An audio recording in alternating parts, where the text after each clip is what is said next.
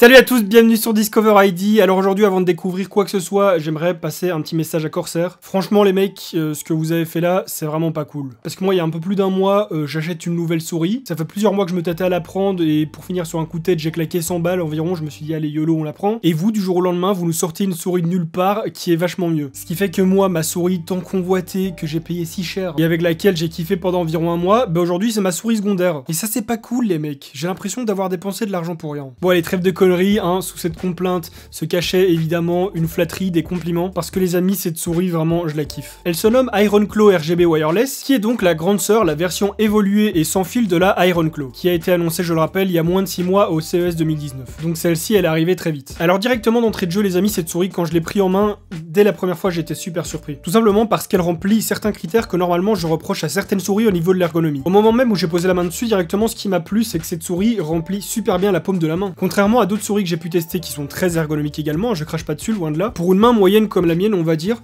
et même pour les grandes mains, cette souris va super bien s'adapter en fait. Reste à voir pour les plus petites mains, mais en tout cas, pour les mains comme les miennes, c'est génial. Comme je l'ai dit déjà, ça remplit super bien le creux de la main, et ici le pouce va parfaitement rentrer dedans, il va hyper bien s'incruster dans la souris. Mais ça, c'est que la partie confort, parce que niveau optimisation de l'ergonomie, c'est-à-dire accessibilité des touches, c'est aussi génial. La souris possède 10 boutons qui sont tous personnalisables, hein, grâce au Corsair Utility Engine. Et en fait, ce qui est intéressant, c'est qu'il n'y a même pas besoin de lever les doigts, ou alors presque pas, pour accéder à tous les boutons. Bien évidemment, on a le clic gauche, le clic droit, la roulette, et alors les clics au milieu qui ne sont pas pour le DPI. Enfin, vous pouvez les régler comme vous voulez, hein. Comme je l'ai dit, toutes les touches sont personnalisables. On a sur le côté ici, donc, les touches du DPI qui, elles, sont actionnables sans même lever le doigt. Je peux rester sur mon clic gauche sans même devoir le lever pour actionner le DPI. Enfin, pour switcher entre les différents profils. Pareil pour le bouton sniper qui se trouve ici, j'ai pas besoin de lever mon doigt pour appuyer dessus. Il suffit que je le fasse ici avec le milieu de mon doigt et c'est bon. Et alors, les deux raccourcis qui se trouvent au niveau du pouce ici, pareil. Il suffit de lever un petit peu le pouce pour pouvoir accéder aux deux boutons. Donc, au final, cette souris, bah, elle tient en main. Et il n'y aura pas besoin de beaucoup d'efforts pour accéder à tous les boutons, il n'y aura pas besoin de lever le doigt. Et moi quand je vois ça, je me dis que déjà, cette souris peut s'adresser à des gamers amateurs, comme des joueurs comme moi qui veulent juste quelque chose de confort et de stylé. Mais elle va surtout s'adresser aux joueurs pro parce que tout est super optimisé en fait. Que ce soit au niveau du confort ou de la maniabilité, tout a été super bien pensé. Mais du coup, si elle s'adresse aussi à un joueur pro, il faut de la précision. Et qu'est-ce que ça donne au niveau de la précision? Eh bien cette souris est équipée d'un capteur optique custom PixArt, pouvant aller de 1 à 18 000 dpi. Mais ce qui est intéressant, c'est que tous ces dpi, il peut les monter à 1.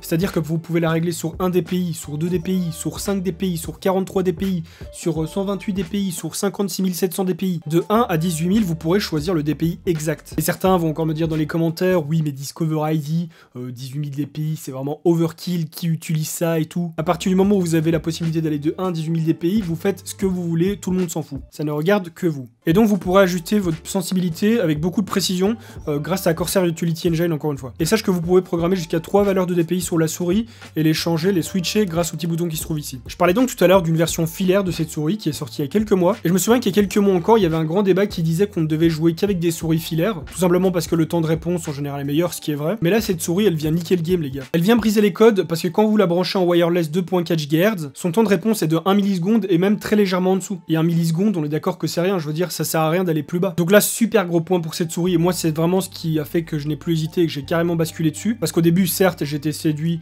par son ergonomie et même par son style, hein, elle est cool je trouve. Mais voilà, il y avait toujours cet argument du fait que le filaire a un meilleur temps de réponse que le non filaire. Et là, ça, on peut même pas lui reprocher en fait. Et même au niveau de l'autonomie, sachez que en mode économie d'énergie, cette souris peut tenir jusqu'à 50 heures en mode sans fil. Et si vous activez pas l'économie d'énergie et que vous laissez le rétroéclairage, cette souris tiendra 16 heures en mode sans fil et 24 heures en mode Bluetooth. Parce que oui, cette souris peut également se brancher en Bluetooth. Il suffit de switcher le petit bouton qui est ici, donc on a le mode sans fil. Et si on le passe sur la gauche, on a le mode Bluetooth. Vous pourrez donc la brancher sur votre PC, mais également grâce au sans fil sur votre smartphone, sur votre tablette, votre PC portable sans l'adaptateur et vos consoles, ce qui en fait une souris multiplateforme, et ça c'est très cool. Et en parlant de récepteur, cette souris est donc livrée avec un petit récepteur USB, un câble micro USB pour la recharge et alors un adaptateur que vous pourrez brancher sur le câble micro USB jusqu'au récepteur, ce qui ferait que si vous voulez votre récepteur, vous pourrez lui faire une rallonge. Et alors au niveau de son design, de son style, de sa conception, qualité de fabrication, qu'est-ce que ça donne? Et bien déjà, moi ce que je peux dire c'est qu'à première vue, la première fois que je l'ai vu, je l'ai trouvé assez bizarre. J'aimais bien la forme de la souris qui était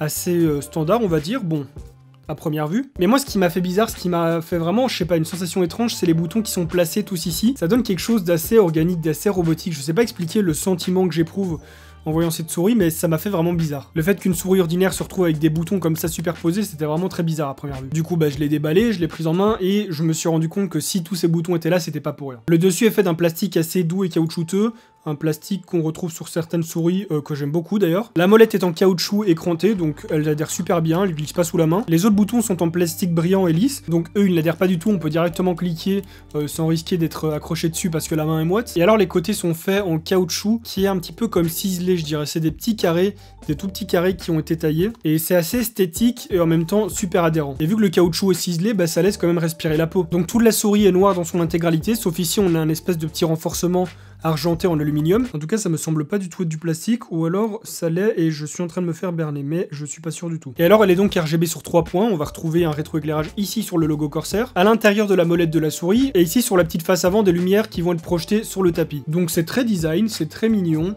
mais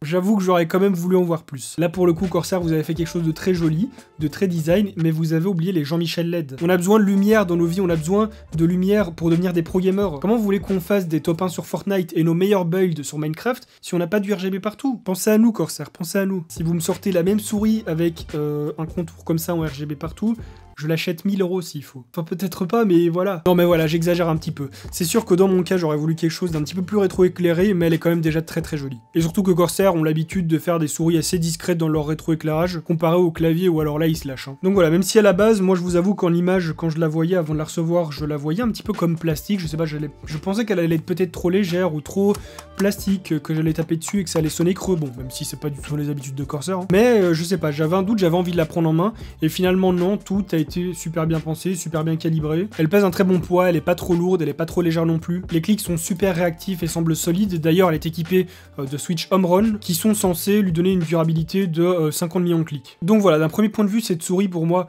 c'est une souris qui est très fortement axée FPS. Mais voilà, moi qui suis pas dans la compète, qui ne joue pas trop à des FPS, de temps en temps si, mais sans plus, qui ne suis pas du tout un gars de l'e-sport, hein, cette souris me convient parfaitement et je suis super content de l'avoir. Je suis certes un petit peu deg d'avoir acheté une souris que je kiffais trop il y a un mois et d'en avoir une autre maintenant. Et alors depuis le début, j'ai cité plusieurs fois le logiciel Corsair Utility Engine, qui est donc le logiciel sur lequel vous pourrez calibrer absolument tout sur cette souris. Vous pourrez programmer les macros, les touches, le rétroéclairage, le DPI, le calibrage de surface. Vous pourrez également dessus surveiller le niveau de batterie, et alors vous pouvez dessus également activer ou désactiver le mode d'économie d'énergie. Donc en tout cas voilà, super bonne souris, moi si je devais lui donner une note ce serait un bon 9 sur 10. Donc voilà, j'en dis beaucoup de positifs parce que pour moi, honnêtement, je peux pas aller chercher la petite bête parce que pour moi dans cette souris il y a que du positif. La seule chose que moi je pourrais personnellement, donc subjectivement lui reprocher, c'est qu'elle manque un petit peu de RGB, mais voilà, ça c'est une question de goût, hein. C'est pas du tout ça qui va faire que cette souris est moins performante ou non. Et alors comme je l'ai dit, elle est très bien adaptée pour les grandes mains et les mains comme les miennes, mais pour les plus petites mains, je sais pas. Je pense que les petites mains et les beaucoup plus jeunes auront peut-être un peu de mal, peut-être qu'elle sera un petit peu trop grande, mais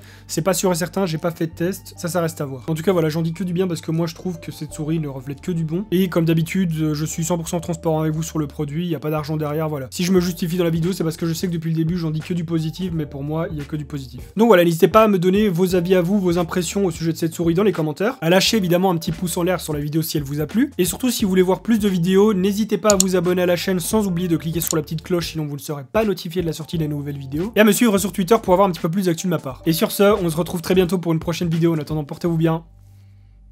Bye les gens.